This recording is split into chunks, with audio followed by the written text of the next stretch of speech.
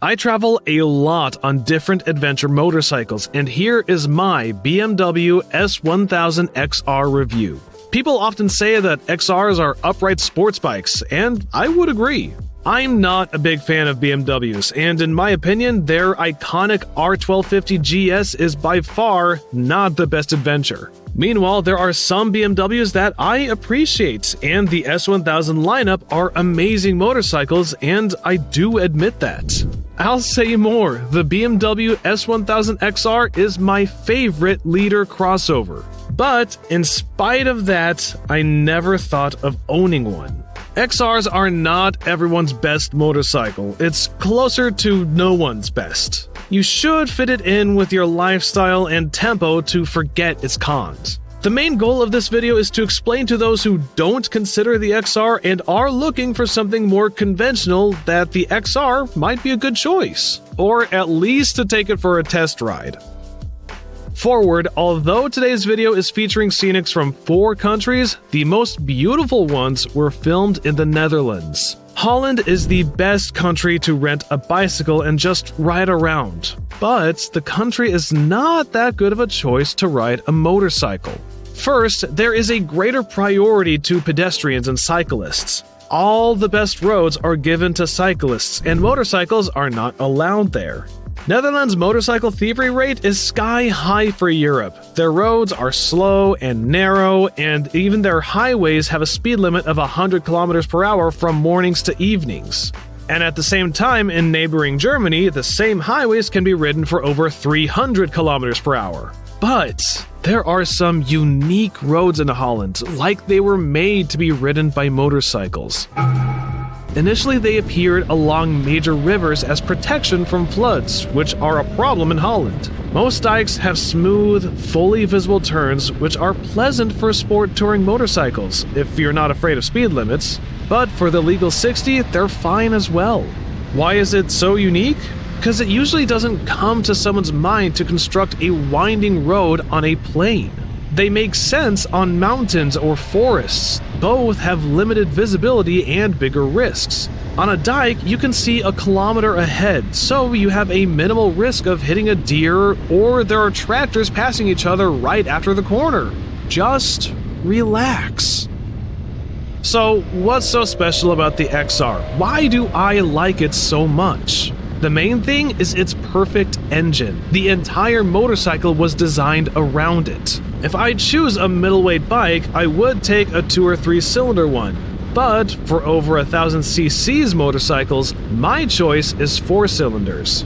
In short, revving speed is much higher on 4 cylinders compared to a 2-cylinder one. So, when you twist your throttle, you get a better engine response. Keep in mind that the conventional dyno chart of an XR and a Multistrada doesn't help because their engine's performance is going far beyond the chart and the motor is not going to struggle on 10,000 RPM.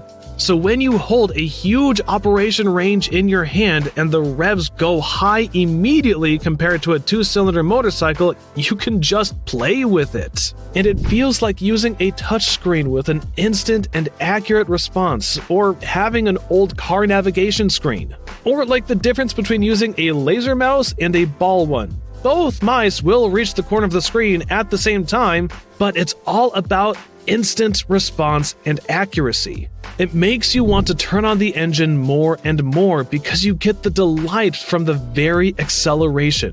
Usually, since the engines of such models are made to perform revs, they are slow at low revs. But for such powerful motorcycles, this is not a significant problem. The XR is a quite good city bike. You don't need to add gas on getting away, not letting it die. The engine has enough torque and it's not going to hold low revs for a very long time anyway. Don't get me wrong, low revs are better for traffic jams anyway, but you don't have to suffer with the XR either. If you choose only among high-powered 4-cylinder adventure bikes, the only modern ones are the Multistrada V4 and the S1000XR. Before the Multistrada, there was only one adventure bike with really sporty high revving dynamics with enough power even for a spoiled person. Yes, sport bikes are more powerful, but if we increase power, we will get stuck with limitations of suspensions, brakes, and ergonomics, which don't work for laying on a tank. So it doesn't make sense to increase power over 170 HPS. When the XR was released in 2014, I was glad that BMW fans would wake up a little and realize that their boxer with telelever doesn't meet all their needs. The catch is that BMW has a big sports touring RS with a boxer. By the way, they haven't been using telelever since 2014. In fact, BMW has two big sport tourers competing with each other. I have no idea how they separate these two in marketing. On the one hand, it is obvious to everyone that the XR engine is almost like the legendary RR sports bike. On the other hand, the XR has 1 centimeter more suspension, which means it's kind of like an adventure. On the BMW website, the RS is still in the sports section, and the XR is in the adventure section. XR Dynamics is just crazy. It has much more bounce than the Tracer 9, the Versys 1000, and the 1250 GS. Honestly, I can't imagine a person who will qualify this power in real life as not enough. And I understand those people who want this motorcycle even while there exists some more comfortable motorcycles. Not that many motorcycles can give such dynamics. Among adventures, there's only the Multistrada V4 and the KTM 1290. All others are much weaker. Moreover, when I talk about dynamics, it's not about speed as many people think. Outside the test rides, in my real life, I never ride faster than 130 kilometers an hour on a highway. In the city, I wear shorts and flip-flops, so my speed is 40 to 50 kilometers an hour. Also, I really do not feel any pleasure at a speed around 200. And in my favorite mountains, speed rarely goes higher than 100, but you can quickly get used to the feeling of bottomless acceleration on overtaking or exiting a turn. And then it's not so easy to return to a slow bike.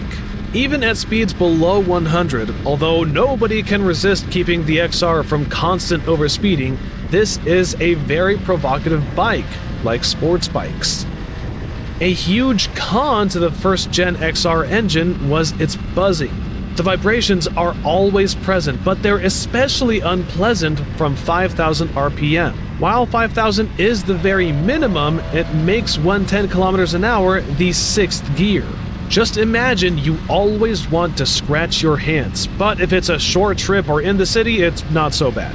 So because of that, I wouldn't ride an XR on a serious trip with monotonous hauls on highways. 130 kilometers per hour is 6,000 RPM in 6th gear. The vibrations make it complete hell.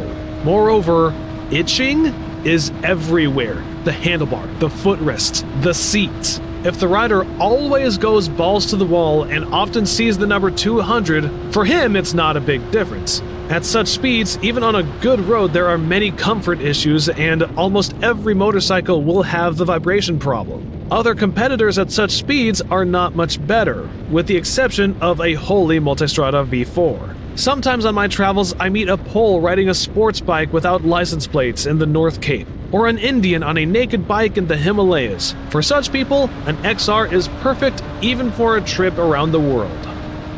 What pleased me in a good way with the XR is even with the first generation, it's quite a good quickshifter. As you know, BMW motorcycles have a hard quickshifter that works smoothly only in narrow rev range. I'm not saying this about some latest models. Good quickshifters differ from bad ones in only two ways: in how wide the smooth shifting range is and how quickly the shifting occurs. In terms of the XR, if it had shifting, as on other models of the brand, it would get an argument like, "You just gotta shift at 10,000 RPM and everything will be fine," illustrating these words with an example on an empty road. In dense city traffic, there's simply no way to always spin up the revs to the limit and control acceleration. Either the engine screams all the way, or you switch at medium speeds. There are still no other options. Fortunately, the XR has the best quickshifter among BMW adventure bikes, and it's much better than the Tracer 9 or Versys 1000. but it's not as good as the Multistrada V4's one or the KTM 1290s if you shift in a mid-range. At high revs, everything is fine and there is no difference with the leaders. It's also a little annoying that when cruise control comes on, you can't flip up gears to save fuel. On modern cruise controls, this is possible. The gearbox quality is quite refined, but you need to shift gears more often. Let's say the Versys 1000 is more elastic. In third gear, you can ride comfortably in the city at a speed of 50 km an hour. XR starts glitching, so you have to ride with a ringing engine in second gear. In urban conditions, you need to shift back and forth. And the clutch lever is a little too hard. In general, the whole bike is hard and tough. You need to push the gears with force. The engine twitches. Don't be fooled by the slick plastic. The XR is not for gentle bikers. Properly tuned suspension is still very stiff, even on road mode. It doesn't handle bumps, but the bike handles flawlessly. Better than any adventure bike, and cornering is perfect too. It's not suitable for bad roads at all. 2-centimeter hole on the pavement around the hatch is a pretty tough test, and it's scary to hit on a high speed.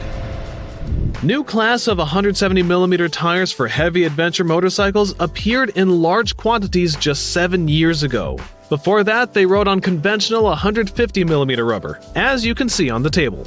All the 1200cc models with 150mm by 17-inch tires are old bikes from the early 2010s. The 250kg Africa Twin Adventure Sports still rides a 150mm tire on the back and a 90mm on the front because there are no options to choose from for this wheel diameter, which makes it not good for riding on pavement. Adventure tires on the 1200 class are always a big compromise, considering that the vast majority of such vehicle owners rides on ordinary road tires and do not fully ride on the dirt. One way or another, they deprive themselves of the charm of a powerful road bike leaning and steering.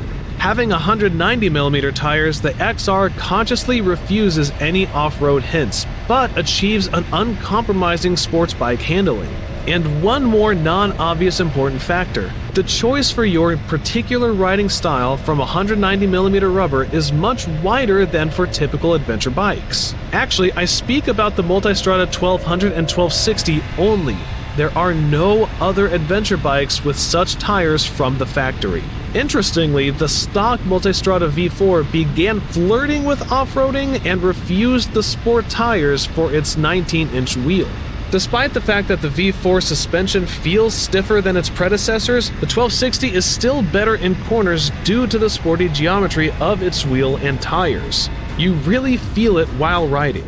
The sportier Pikes Peak version has both 17-inch wheel and wide tires, but its price is much higher. Now, one of the annoying things that makes the XR lose to the Multistrada in terms of touring is that the bike's ergonomics aren't that great. The seat on the XR is like a parable. For most people, it will be the most uncomfortable saddle they have sat on adventure bikes for sure. Moreover, this was done not because of saving money or in order to sell an additional comfortable seat, but a conceptual decision made by BMW to use a sports bucket seat. They just forgot that no one rides sports bikes for 12 hours a day. The seat here is literally like a bucket. There is a recessed soft part on the inside, the edge is hard, and it's higher than the central part. That's why when traveling in it, it doesn't matter how you're sitting or how wide your body is, one of your body parts will be numb. You can hang with one butt cheek, later with another, but you still can't call it comfortable. Fortunately, this problem can be solved easily by just changing the seat. You can simply change it before trips if you want to leave the sporty one for an everyday riding. This bike's seat is the most uncomfortable among any adventure bikes over 1000 cc's. It is not the level of usual adventure bikes, but if you ride it with frequent stops or motorcycle is used in the city, then it's okay. I traveled for 4 days from morning till evening and usually stopped once an hour to shoot something. For this riding style, it was fine, since I did not have time to get very tired. But I didn't like it when I traveled from gas station to gas station without stops. That was exhausting. To reach the handlebar, you need to lean forward and lower than one of the Kawasaki, Versys, or Multistradas. Not because they're stupid at BMW, this is a meaningful compromise between an urban relaxed position and making it more or less comfortable to steer while cornering or laying on the tank. But it's still not like with clip-ons, of course. Obviously, your feet are raised up so you can lean the bike lower, but the knee's angle is comfortable enough, though it is not straight. This would be it if it rode like a first-gen XR only. Now, let's add a bit of the second generation. I decided to split the review this way because the XR is the rarest example of a motorcycle changing character when changing generations. To put it simply, the XR has become friendlier and more touring-friendly. I have sort of mixed feelings about it. On the one hand, I really like the old XR because it is so unique, the angriest upright sport tourer. Considering I haven't ridden a KTM 1290 Super Duke GT, but besides that, I've ridden everything. On the other hand, the new XR is indeed better for traveling and has a single universal bike for everything. It's more appropriate. First, anyone will immediately notice that the XRs have become less vibrating since the 2017 model. The vibrations are there, but they're not particularly annoying on the handlebars and are more noticeable on the foot pegs and on the seat. For a sporty adventure bike, its medium vibrations are already acceptable for touring. The dynamics in numbers is somewhere at the previous level within margin of error. But its details are the major changes. It has become softer, closer to the Versys character. I can say the feeling of a beast has disappeared. Yes, I compared both bikes in dynamic mode only, obviously. It seems to me that the main reason for that is a significant change in gear ratios of the top 3 gears, because the bike's more touring character is more noticeable right there. In the city or in the mountains, 3 gears are more than enough for racing, and then we go to a smooth highway mode. At 6th gear, the first generation XR was running at 5,000 RPM at 110 km an hour, the new at 4,650 RPM. 130 km per hour on the first XR was 6,000 RPM, on the new one it's 5,500. 200 km per hour on the old one was 9,100 RPM, on the new one it's 8,400. The faster you ride, the bigger the difference becomes. Additional information, gears now need to be shifted less often. By the way, the Quickshifter has become even better. It works perfectly on highways. It's not bad in cities, but it could be better. The gearbox is now smoother so the clutch feels softer. The neutral gear, unlike the old rough version, needs to be pressed very gently, but it is possible to get in a false neutral as well. Do you want to hear the sound? The new version had an Akrapovic muffler, the old one had an Aero. Most 4-cylinder inline engines sound pretty similar and have a sporty charm. You either like it or you hate it, with only a few exceptions. Aero is more resonant and louder. Akrapovic is not bad for traveling and bothers less than the stock muffler on the Versys 1000.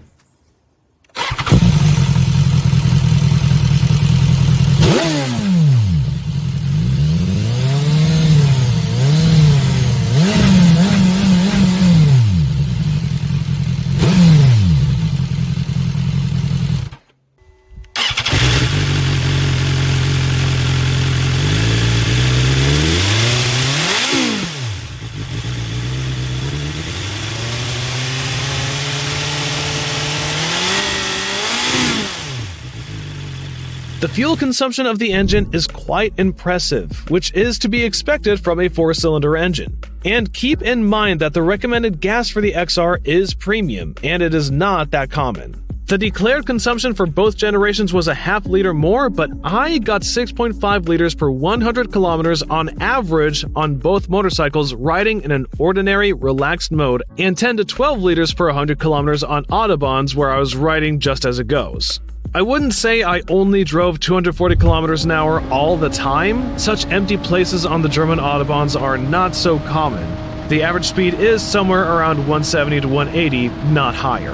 And yes, the cargo was the same without a top case, but the windshield on the first-gen bike was a little higher, Wunderlich Sport. By the way, I liked the BMW Sport Shields in all modes more than the Wunderlich Sport.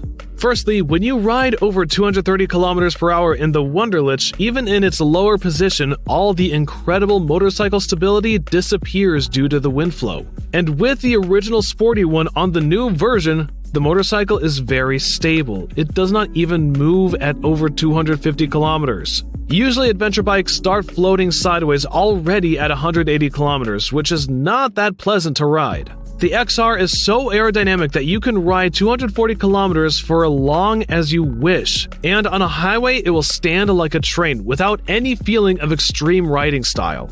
Of course, there is a huge noise load for your ears, so you have to lay on your tank. Again, with the exception of the XR and the Multistrada, there is no motorcycle in the class that can be that stable at high speeds. For normal speeds, the Wunderlich is less efficient than the Versys 1000 Windshield, as I just mentioned. I cannot say that it is touring. It blows everywhere, in the belly, chest, legs, etc. Moreover, you can't even lay down to keep the wind off at high speeds. In the upper position, it buffets as hell, but in general, in both lower and upper positions, the wind blows into the helmet starting at 40 kilometers an hour. In all modes, lower positions seem to be the best. But I have to admit, in a narrow speed range from 200 to 230, the Wunderlich windshield was better than the stock one in terms of comfort. If you ride up to 200, it is better to have a stock windshield in the upper position. Wind blows just around and does not hit the chest with a stream. In the lower position, it feels like there's no windshield at all, and a dense stream of air flows like you're riding a naked bike. So, you never get touring comfort with the XR windshield. A significant change in the new version is the suspension. The travels are about the same, but the shock absorber is elongated by 1 centimeter, although it is silly to mention it because the supplier is different. The new suspension is a lot softer, or just provides a smaller range of adjustment. The hardcore sport bike feel is gone, but it's still great handling for an adventure bike. It's neither better nor worse, it's just the point was sport and now it is touring. From a touring point of view, the new suspension is better, but still not enough for bad roads. Suspension is semi-active in front and has 2 modes in the back, road and dynamic. I usually ride motorcycles in their hardest mode. Here I often use the road mode, because there is almost no noticeable difference. It doesn't have that crystal clearness of the first gen, and small bumps are a little bit softer in road mode. Brakes differ from version to version. Both brakes are not bad, but it's not an ultimate dream. It had not the tops of their line Brembos on the first gen. They used to be tuned, let's call it sporty. On the second one, BMW saved up a little and found a cheaper one from Hayes, which leaked a little. The brakes are fine. Most buyers who use the XR sparingly will love them. But I'm guessing that many XR buyers are adrenaline addicts and ride them like they stole them. I can understand they'll want to change the brakes. I'd like to get super sharp brakes, not because of the necessity, but for the match. So that crazy braking rhymes with crazy acceleration, otherwise you get a dissonance.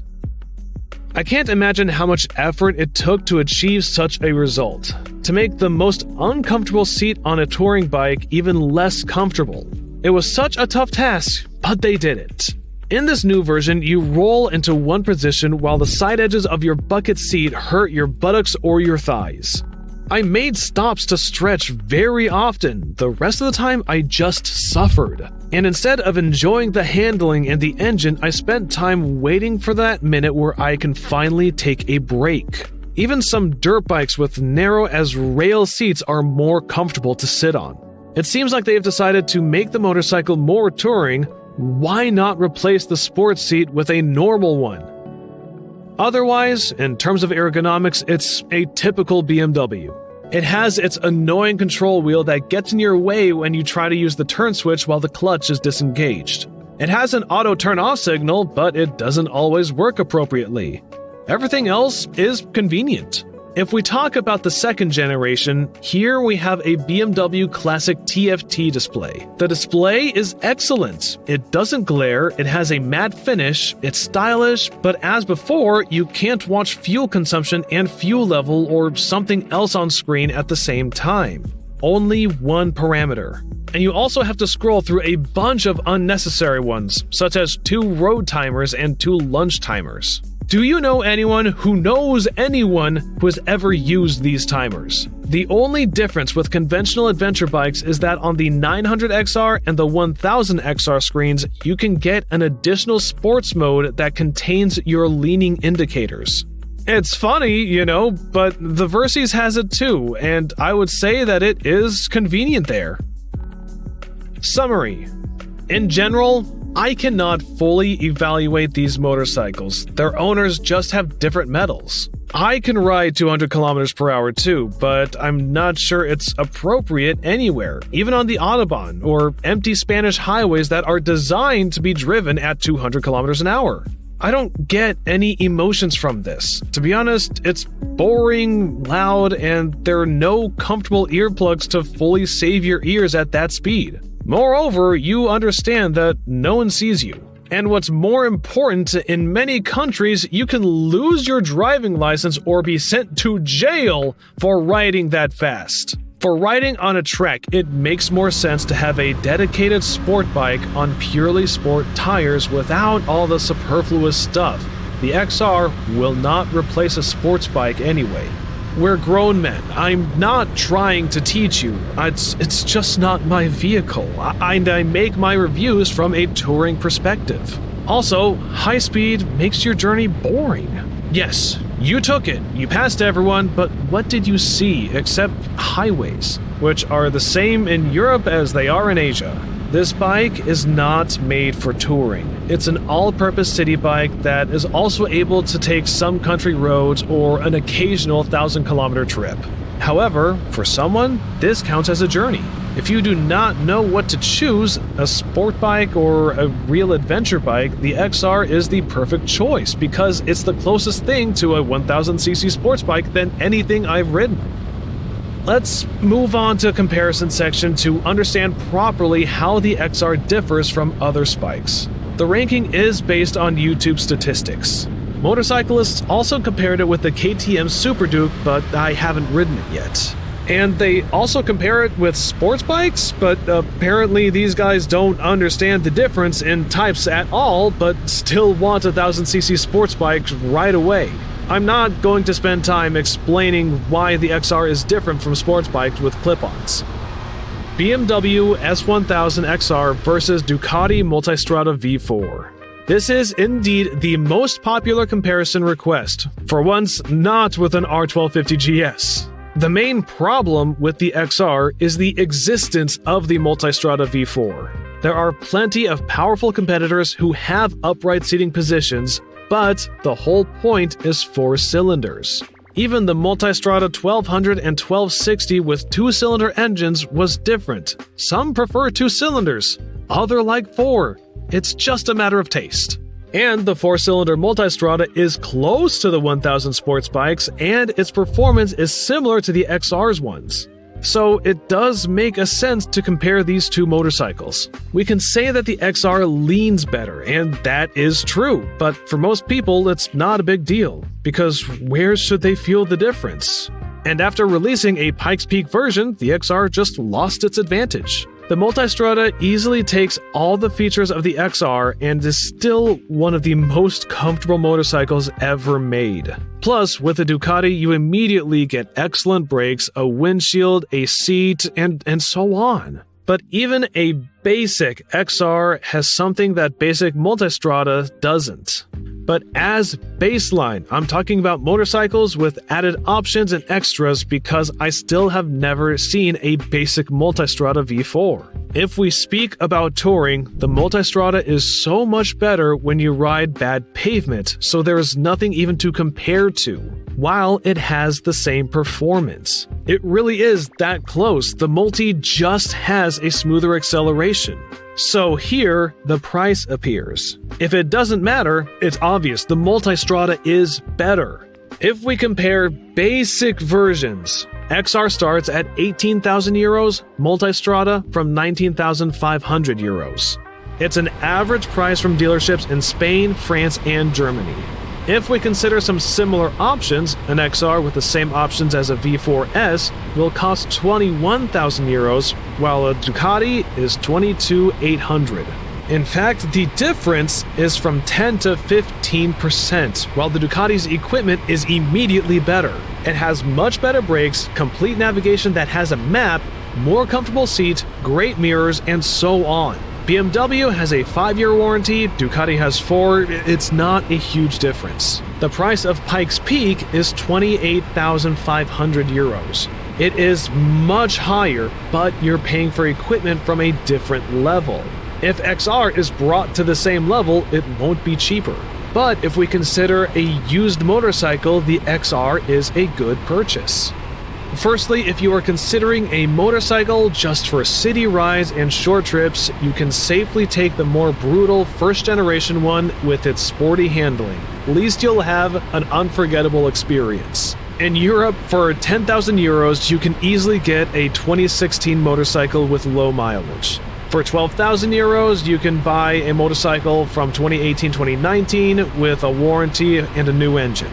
Multistrada V4 is just too young, so there are few offers, but you can still find some bikes starting at 15,000 euros. Yamaha Tracer 9. I'm surprised this is such a popular request. From the reviews, it's not very clear how these motorcycles differ. Obviously, the S1000XR has more power, and for some, if the Tracer makes enough of it, it's still a topic.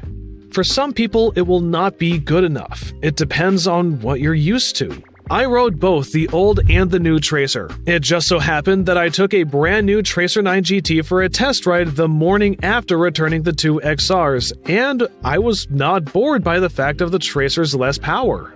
The key difference between the model is that the Tracer feels like a toy. It's small, nimble, light, cheery, it's funny to sit on and rev it up, to jump it lane to lane on traffic, ride twisties, and so on. The difference is just about 13 kilograms depending on a version, but if the Tracer 9 feels much lighter than its weight, while the XR, it's the opposite. It feels like a heavier, longer, and bigger motorcycle. It likes very high speeds around 200, where the Tracer starts losing going side to side. The difference between them is about the same as it is between a 1000cc sports bike and a 600cc sports bike. Not everyone prefers a lighter bike, they have different strengths. Plus, the Tracer is smaller and it is better to squeeze through traffic than riding a 1000cc competitor, including the XR. The second important difference, you will not believe it, but the Tracer, having its Barbie-sized dimensions, due to a combination of different factors, is the most comfortable sports touring bike in a 900 and 1000cc class. Firstly, it has the smoothest, vibration-free engine of all motorcycles of this category. The Versys, the Multistrada V2, the F900XR, and others are just not that smooth. Secondly, a stock Tracer has a decent touring wind protection and good windscreen aerodynamics. And it also has a great touring windshield that doesn't make a motorcycle ugly. I'm not sure why some say bad things about its ergos. I can say that the motorcycle fits my 188cm for touring. Tracer has a very straightforward and comfy position, but its knees are a little bit more bent than on its lighter competitors. The only issue is that the Tracer doesn't work well for two-up touring. It's a sporty motorcycle made for lone riders. And before you call the dealership and order one, I'm reminding you, it has a very hard suspension suitable only for smooth pavement, even if its semi-active suspension doesn't work on dirt. BMW R1250 GS and 1200. GS is a low revving tractor. It doesn't have that XR acceleration. This depends on your experience, of course. If you are used to performance motorcycles, the difference is clear.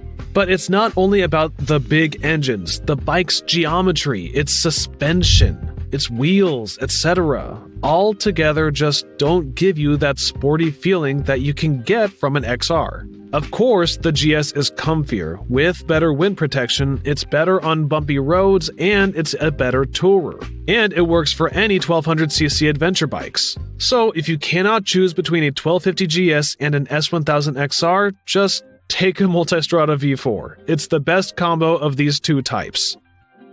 BMW F900XR. On the one hand, the 900 has just the same seat as the 1000, with the only difference being the engine is not that buzzy. On the other hand, it has average performance and its suspension is a compromise. Yes, it has longer travels, but it's still a cheap suspension that has neither handling nor comfort on bumpy pavement. Both motorcycles don't work as tourers. The 900 is a weirdo. It's not my cup of tea. It's too expensive for beginners. There is a 750 GS that is even slower, but at least it's a versatile bike. It will work for a couple of years and then you'll decide which type of motorcycle is for you. I know the 900 is almost half the price as the 1000 and you just cannot expect it to have the same performance. But it's still not cheap. And for the same price, you can get a Tracer 9. And if you pay a little extra, you get a Tiger 900 GT. Both of them are more refined and you won't wish to sell them in a year. The 900 is more a rich beginner's bike than a motorcycle for years. Kawasaki Versys 1000. In fact, the XR has only one 1000cc competitor. It also has a sporty 4-cylinder engine. It's not as powerful. For most, the bike is fast enough. It's a sporty bike, but if you just ride one and then throw your leg over another one, the difference in performance will be obvious. If BMW decide to continue moving from sport to touring, the next generation XR will be something similar to the Versys 1000. Versys is more comfort-oriented. Even the engine is so smooth that you don't have to work the gearing all the time, as well it's not as buzzy. It has a huge seat for both its rider and its passenger, a relaxed seating position, a decent stock windshield you can tour with, and it doesn't make problems at high speeds. Also, the Versys is too heavy for a lighter bike, so it feels like a tourer on the highway, and that is good for long rides, but it's bad for turning agility. Another big thing is that the Versys works better as a 2-up touring motorcycle. It has a lot of space for both compared to any bike of that type. And I also like its suspension. Even not the semi-active one, but basic. To be honest, I didn't see a reason to pay extra for the electronics here. The suspension works as it's supposed to work, while at the same time travels are the same as XR. So on the one side, it's stiff enough to make some pretty turns, so I don't see that much difference between this one and the second-gen XR. On the other side, it handles all these small bumps and potholes. Versys handles broken roads far better than XRs or Tracers. What a surprise I got during my first ride. And one more thing that is also important, the Versys is much cheaper.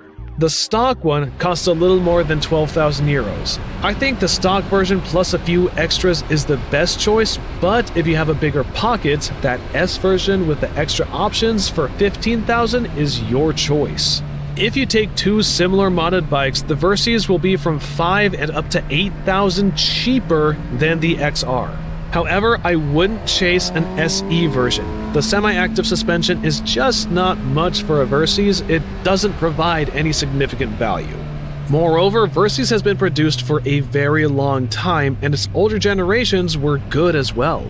You can find a 2014 model with low mileage for around 5,000 euros. 2018 is around 10,000 euros. It's a great and reliable bike considering its price. KTM 1290 Super Adventure. On the one hand, the KTM's performance is wild, but it's not the same as the XR one. Let's say the KTM is nervous. On the other hand, the KTM works equally well to ride at 240 kilometers an hour and to lean into on the twisties and to ride in dirt and to ride in city traffic. The most versatile motorcycle over 1000cc that is a Swiss Army knife. There is no other bike who is a direct competitor for the XR, for Africa Twin, for 1250 GS, and for middleweight dirt-oriented adventure bikes at the same time.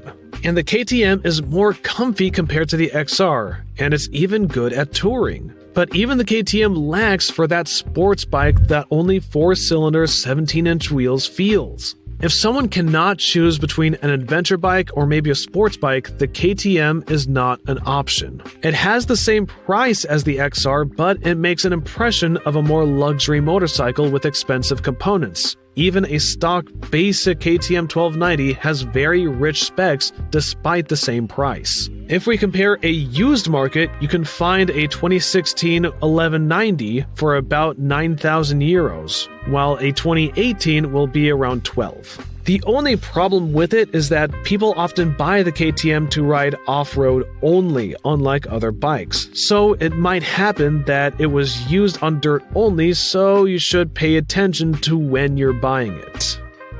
To be continued with other adventures reviews, so please subscribe so you don't miss out and stay tuned.